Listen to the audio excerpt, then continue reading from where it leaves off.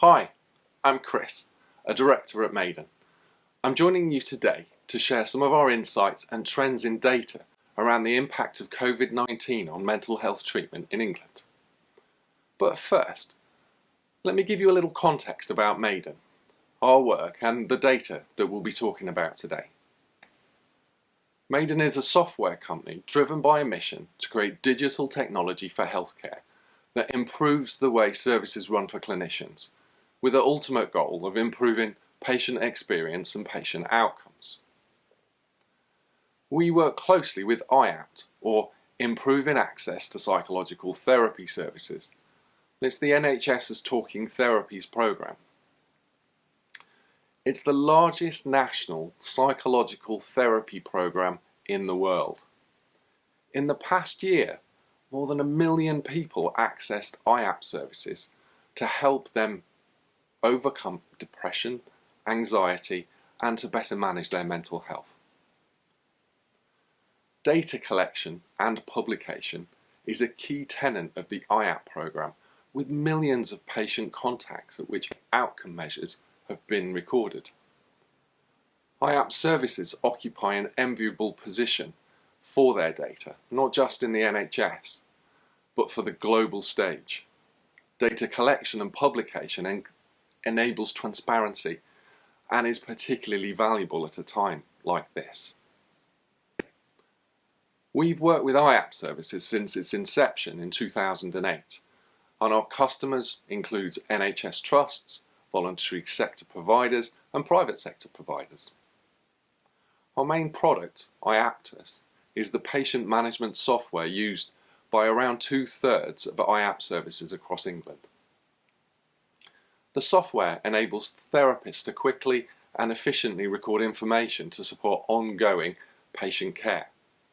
Each month, services are required to submit standardised data to the national IAPT minimum dataset managed by NHS Digital. As a result, we're in a fairly unique position. We are custodians of the data collected by services as it sits within our secure data centres before it's submitted to the NHS National IAPT dataset. We monitor high-level metrics, details of the usage of our software to help us maintain a reliable platform and to provide the compute resources our customers require. Today I'm going to share some of the top-level trends and patterns in that monitoring data since the start of 2020 during the COVID pandemic to today. We do of course work closely with the national team at NHS England, and we've shared these insights with them. Today I'll be talking about trends and changes. I'm not going to be talking about detailed activity totals. This first slide features the very latest data published by NHS Digital from the IAPT dataset.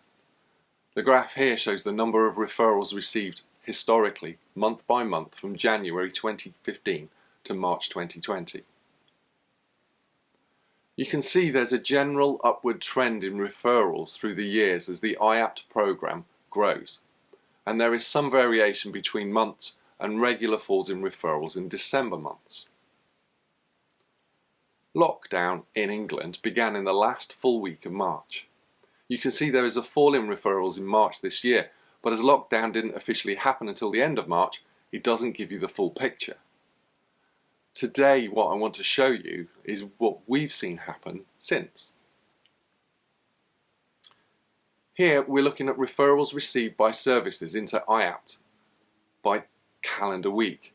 The orange marks out week 13 when lockdown was announced.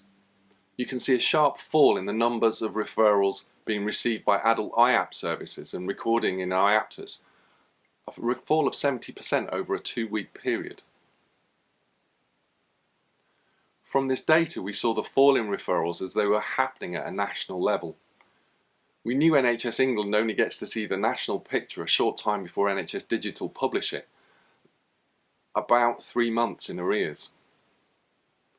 Because of this delay in official reporting, we've worked closely with the national IAPT team at NHS England to provide near real-time dashboards containing the data I'm presenting today. There has been talk in the press and online about the sharp fall in IAPT referrals, as some of that data is publicly available, but it doesn't tell you the whole story about what's happened in the recent weeks. What you can see here is that referrals did fall at the start of lockdown, week 13, but since then there's been a steady, continuous increase in the volume of referrals received by IAPT services and recorded in IAPTers. There has been talk and fear of a tsunami of referrals to IAPT services as lockdown eases and the COVID pandemic rumbles on. What we see IAPT services have been experiencing since week 13 so far has been a more gradual rise in referrals. Today, referrals have grown from their low of 30% of normal volumes and are currently nearer 60% of pre-COVID volumes. The graph here shows a measure of system usage since the start of the year. It isn't a perfect or comprehensive measure, but it is an indicator of the number of people logging into our clinical system.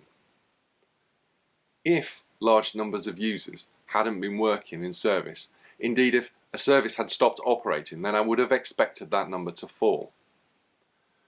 What I interpret from what I see here is that volumes of users logging into IAPTers did have some fluctuation after lockdown, but didn't fall dramatically, and over the last 8 weeks are now operating at a higher rate than prior to lockdown. Referrals entering treatment is an official IAPT definition and requires that a patient has attended at least one appointment which has been classified as treatment. Here we can see that referrals entering treatment fell to a low of 44% of normal volumes in week 13 and have since risen to 64% of normal volumes. Now, if we overlay referrals received onto the referrals entering treatment, you can see firstly that not all patients referred to IAPT services enter treatment. This has historically always been the case, and when you think about it, it makes sense. Not every patient who referred to any service will either need or be appropriate for that treatment. You can see that around week 13, patients entering treatment did fall off, but they fell off more slowly than incoming referrals, and importantly, they didn't stop altogether, meaning services throughout this time were still operating and taking patients into treatment. Interestingly, during this time, more patients entered treatment than referred. Services were clearly working through waiting lists. The national lockdown has really brought into focus the benefits of digital provision of healthcare, and IAPT services have for some time been early adopters of technology. IAPT now provides our customers with a fully digitised referral to discharge pathway.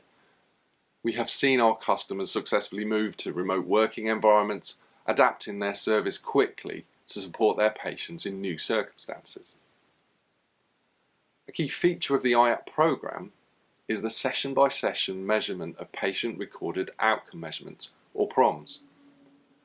These questionnaires were often filled in during an appointment with a patient face-to-face. However, we also provide a solution for patients to fill out PROMs before an appointment, and we call them web forms. This data here shows that services moved rapidly to new circumstances, and the use of web forms technology for outcome measures has more than doubled since week 13. Clinicians and services have shown that they can and do work safely, securely and effectively from home. Increasingly, patients are referring themselves for online treatment. Before lockdown, 35% of referrals were made online, and today that figure has increased to 43%. Not surprisingly, online referrals are growing at a faster rate than other forms of referrals. Here you can see that online referrals fell 68%. Now this mirrors the fall in total referrals shown earlier, but again since week 13 it also has grown steadily to a point now 13% higher than pre-lockdown volumes. Now let's look at actual service delivery, attended appointments. After lockdown, attended appointments were disrupted for about 4 weeks, The largest fall was about 24%. During this time, IAPT staff, much like the rest of us, were adopting to working from home.